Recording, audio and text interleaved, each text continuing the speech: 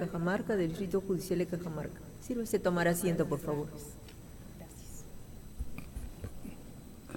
Buenas tardes, señora Burga Marín. Doctores, buenas tardes. Usted estudió y tiene el grado de maestra en Derecho Penal y Criminología, ¿no? Así es, doctor. A ver, cuénteme, ¿qué aprendió de criminología? Bueno, estudié la maestría en Derecho Penal y Criminología porque toda mi trayectoria en el Poder Judicial ha sido en los juzgados laborales y la sala laboral, pero cuando me designaron como jueza supernumeraria del Juzgado de Paz Letrado de San Miguel con adición a investigación preparatoria, me vi en la necesidad de estudiar la maestría de Derecho Penal y Criminología. Básicamente, doctor, esta maestría me ha servido para poder no solamente desempeñar mi función como jueza de investigación preparatoria, llevar a cabo las audiencias que se dan en esta rama del derecho y también comprender la criminología como una base en la necesidad de poder comprender las conductas delictivas, comprender tanto a la víctima como al delincuente y sobre todo las políticas criminales a efectos de prevenir estas conductas delictivas. ¿A qué teoría criminológica adhiere usted? Bueno, en la actualidad que vemos tanta delincuencia en nuestro país, yo considero que el criminal no nace como tal, considero que más es una etiqueta social y la formación que tienen estas personas que con el tiempo se convierten en delincuentes, ¿no? Entonces es una teoría de repente del etiquetismo respecto de la clasificación o de cómo es que nosotros con el tiempo vamos estigmatizando a los delincuentes. Un error muy común en materia de cuestión criminal es el de considerar delitos o crímenes, que es un concepto más amplio, solamente a los delitos callejeros, de subsistencia, depredadores, pero no es así, ¿no es cierto? Hay toda una gama de delitos de poder, corporativos, económicos, etcétera, que causan mucho más daño, inclusive que los de subsistencia. Me quiero referir ahora al tema de su tesis, que es muy interesante. Imagino que usted está en oposición a la introducción en el Código Penal del delito de feminicidio, conforme aparece en su tesis, como delito autónomo, ¿no es cierto? Correcto, doctor. Muy bien. Usted, desde el 2021 que obtuvo el grado, ¿ha podido seguir la evolución del índice de feminicidio? ¿Ha podido seguir cómo ha venido creciendo esto? Correcto, doctor. ¿Y bueno, qué opinión le merece la política penal represiva, punitiva, vindicativa que nuestro Estado sigue para estos delitos? ¿Es eficaz o no es eficaz? Ya. De repente puede ser hasta contraproducente si es que nos atenemos al origen de este tipo de violencia de género. A ver. Bueno, en este caso, doctor, justamente mi tesis de la maestría de Derecho Penal y Criminología se trató respecto del delito de feminicidio para no contemplarlo como un delito autónomo que está actualmente en nuestro Código Penal en el artículo 108B, sino que sea como considerado como un agravante del homicidio calificado, que ya está contemplado en el 108B. ¿Y ello por qué? Porque en el 2013 se dio justamente se legisló el delito de feminicidio para condenar a todo aquel que mata a una mujer por su condición de tal y con ciertas agravantes, y la pena de este delito va de 20 a más años y con agravantes de 30 a más, ¿no? En cambio, el delito de homicidio calificado es una pena no menor de 15 años. Entonces, si lo que se quiere cautelar es la vida, independientemente de que seamos mujeres o sean varones, la vida tiene el mismo valor, y en ese entendido, valga la redundancia, se entiende que debería de tener la misma penalidad. Ahora, a raíz, mire, han pasado más de 10 años desde el 2013 que se legisló este delito y no se ha visto que haya reducido el índice de la violencia contra la mujer o el feminicidio. Entonces, por el contrario, a lo largo de los años ha aumentado este tipo de delitos en contra de las mujeres. Entonces, incluirlo como un delito autónomo no ha favorecido a la política criminal porque continúa en aumento. De acuerdo. ¿No, doctor? ¿No? Doctor de la Puente. Señorita Burga Marín, buenas tardes. Doctor, buenas tardes. Sí. ¿Cómo se ve usted de aquí a unos 10 años en lo que respecta a su trayectoria profesional, personal y académica? ¿Cómo se puede ver, ¿no? Hoy día usted está postulando y está en la etapa de entrevista personal de esta convocatoria, ha tenido otras experiencias de similar naturaleza, ¿no? La primera fue hace casi 10 años, ¿no? Entonces, sí, correcto. Yo no sé si le hicieron esa pregunta hace 10 años, pero se la hago hoy día. ¿Cómo se ve usted de acá a 10 años? En 3 aspectos, repito, académica, profesional y personalmente. Bueno, doctor, gracias por la pregunta. Respecto de ello, debo precisar que en 10 años me veo como una magistrada titular, desempeñándome en el área que me gusta, que es el derecho laboral. Inicié en el 2006 haciendo mi CECIGRE en derecho laboral y siempre me he mantenido en esa rama, en esa línea. Y académicamente, bueno, también tengo estudios concluidos de doctorado. En la actualidad he presentado mi proyecto de tesis a fin de que sea evaluada ya de manera final para poder sustentar al 100%. He postulado este año para llevar el segundo nivel del PROFA, pero no he aprobado el examen y los años anteriores no lo hice porque justamente ahora el doctorado estudiamos 3 años, entonces a fin de dedicarme solamente a terminar bien el doctorado no he postulado al PROFA de segundo nivel, ¿no? Porque solamente tengo el PROFA de primer nivel. Y respecto de mi vida personal, me veo con mi esposo, bueno, con mi pareja y mis 2 hijos, ¿no?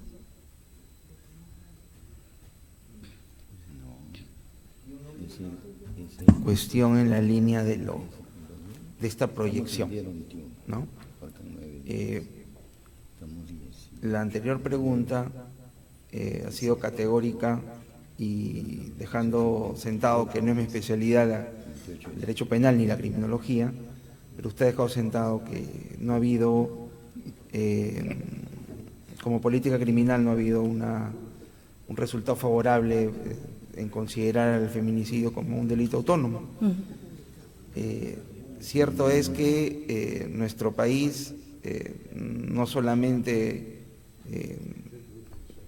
está afectado de delitos de esa naturaleza, ¿no? Homicidios, sino también actualmente de la extorsión, sicariato, y cosas que o situaciones que generan una inseguridad. ¿Cómo ve a nuestro país en 10 años? Dentro del sistema de justicia y dentro del Estado de Derecho. Bueno, en estos últimos tiempos, sobre todo en este año, se han regulado bastantes normas a fin de controlar un poco las extorsiones y el sicariato que vive ahora nuestro país, pero sin embargo no ha sido suficiente solamente la legislación o la dación de estas normas, porque vemos que a pesar que vivimos actualmente en un estado de emergencia, continúa todavía las extorsiones, ¿no? Este tipo de actos delictivos. Entonces yo creo que de aquí a unos 10 años considero que el país va a tener una política criminal adecuada a lo que se está viviendo, los nuevos delitos que están apareciendo, surgiendo, porque son otras realidades, y también espero que también el país tenga una estabilidad económica y también social, y que la seguridad y defensa del país esté garantizada a efectos de no solo hacinar a los delincuentes en las cárceles, sino crear políticas criminales que favorezcan la disminución de la delincuencia. Y permítame preguntarle, en ese deseo, que puede ser el deseo de todos, o que debería ser el deseo de todos, ¿cómo entran la construcción de penales, la política de resocialización, que sí forma parte de la especialidad, ¿no?, de la criminología? Correcto. ¿Cómo ve ese aspecto de acá a 10 años?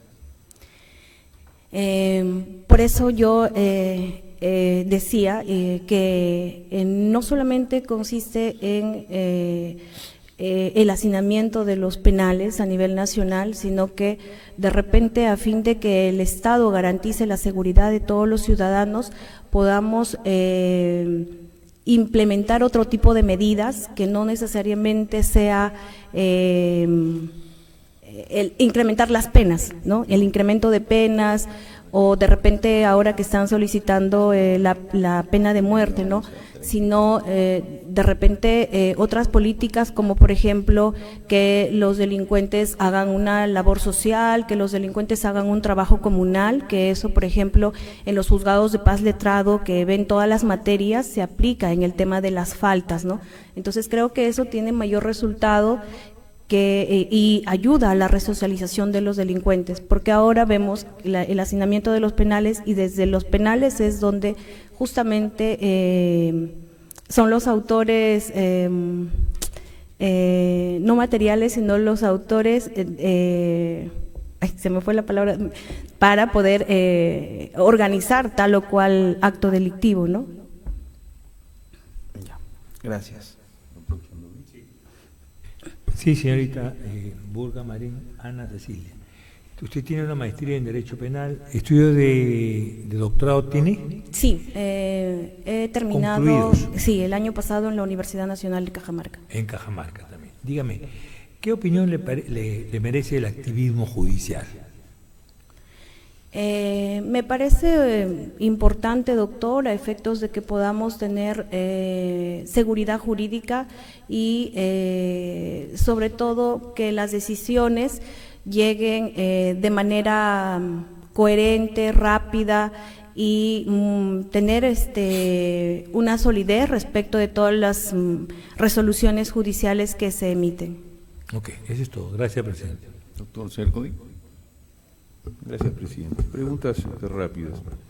En principio, de acuerdo al título de su tesis, usted decidió nadar en contra de la corriente.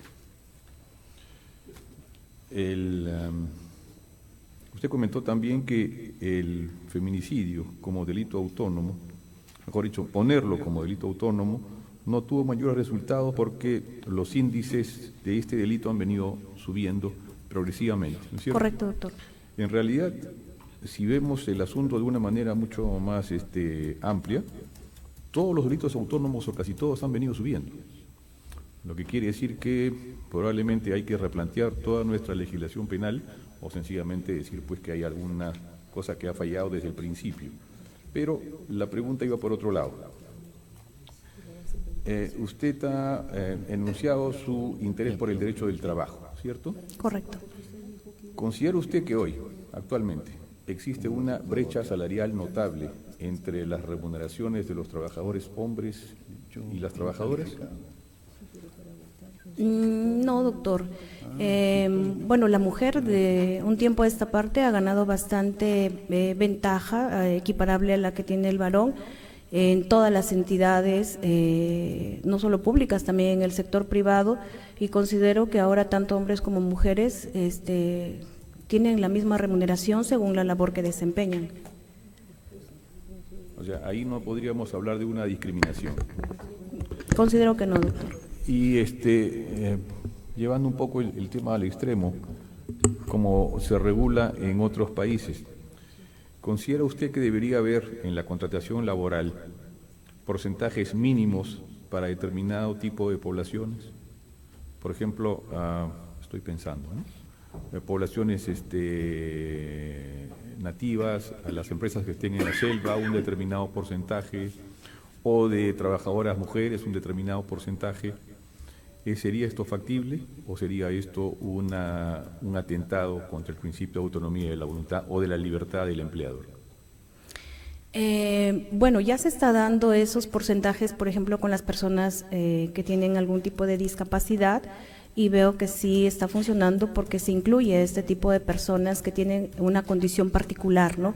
En este caso no considero que sea una discriminación porque no estamos en las mismas condiciones, ¿no? No se dan las condiciones iguales, entonces, y si se da determinado porcentaje por su origen, por su naturaleza, por su capacidad, considero que es pertinente, ¿no? Y favorable para las empresas también y para estas personas que tienen este tipo o estas particularidades. Ok, doctora, gracias. Gracias, doctor.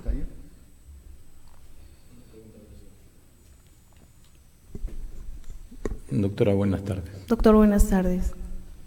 Usted postula para un cargo en Cajamarca. Correcto, doctor. Eso implica que usted es una conocedora, además creo que es cajamarquina, ¿no? Soy cajamarquina. Correcto. Una conocedora de la realidad histórica. Iniciando la tarde se le preguntó a una postulante qué pasó después de la toma del Inca en la plaza de Cajamarca. ¿Qué sucedió con el Imperio Incaico a partir de? Bueno, ¿recuerda? Si más no recuerdo, en noviembre de 1532 sucedió el encuentro de dos mundos entre el Imperio Incaico y los españoles. Atahualpa fue derrotado y a partir de ahí pasamos a ser una colonia de los españoles.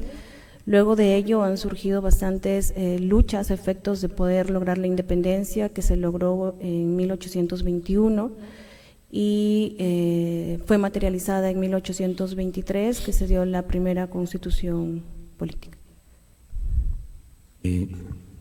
Claro. Se señala ordinariamente que el imperio habría caído en el año que usted ha referido, pero recuerde usted que hubo 40 años de lucha con los incas de Vilcabamba. Recuerde usted que Huayna Cápac tenía muchos hijos, Sí. en la Colla y en las concubinas, entonces tenía mucha descendencia, y el linaje real implicó que los españoles buscaran áulicos y los entronaran como serviles del Imperio Español, pero también habían linaje real que resistió en Vilcabamba hasta 1572 aproximadamente, donde es muerto Túpac Amaru I. Pero esa no era la pregunta. ¿Recuerda usted, hablando del derecho, por qué delitos se le juzgó a Atahualpa? Porque no fue sometido a un juicio sumario. ¿Recuerda usted los delitos que se le imputó? Caso el principal. Por rebelión.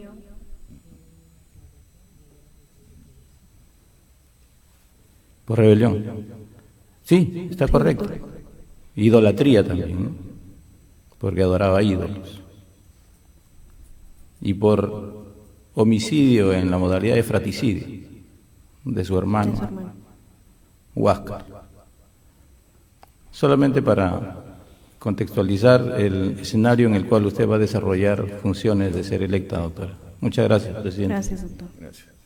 Eso es todo. Buenas tardes. Gracias, doctores. Hasta luego. Permiso.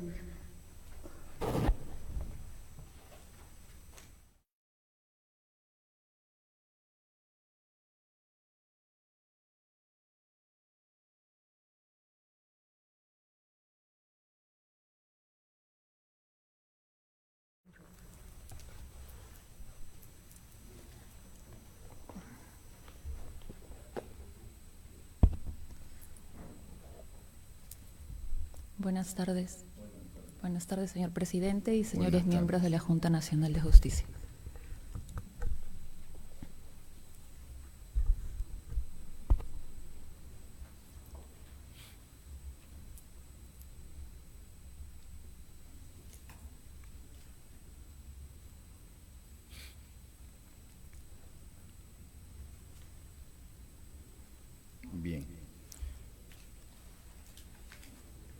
usted estudió en la Universidad Femenina, ¿no? Sí, estudié una maestría de civil en especialidad familia en la UNIFE. Ya. Y otra en Derecho de los Negocios, ¿no es cierto? Sí, en la Universidad San Martín, mi alma mater. Su alma mater. Y está postulando para juez de paz letrado en la especialidad de familia, ¿no es cierto? Sí, doctor. Ya. Explíquenos por qué ese cambio de especialidad, de acuerdo a su formación académica. Sí, bueno, desde que yo he estado en la universidad siempre me ha gustado mucho el tema de la materia de familia y empecé a hacer prácticas en un juzgado de mixto, en donde se veía materias de familia, pero en la universidad también tenía muy buenas calificaciones en cuanto a civil y en aquella época nos teníamos que especializar en el último año y yo tuve por proyección a largo plazo es primero hacer una maestría en civil y luego hacer otra maestría en familia, que era la segunda especialidad que a mí también me gustaba.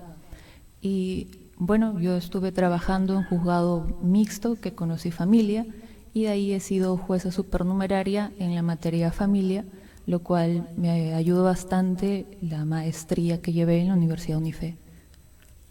Bien. Dígame, ¿cuál es el criterio con el que usted resuelve o ayuda a resolver o afronta estos procesos que involucran relaciones familiares? ¿Con qué criterio o paradigma se acerca, aborda esos problemas conflictivos que llegan a tribunales? Bien, bueno, cuando yo veo los procesos de alimentos o de reducción de alimentos, tengo que revisar si es que existe algún enfoque de género también, porque puede ocurrir de que haya relaciones de poder en lo cual impide a la parte demandante, que usualmente es mujer, a poder accionar sus derechos.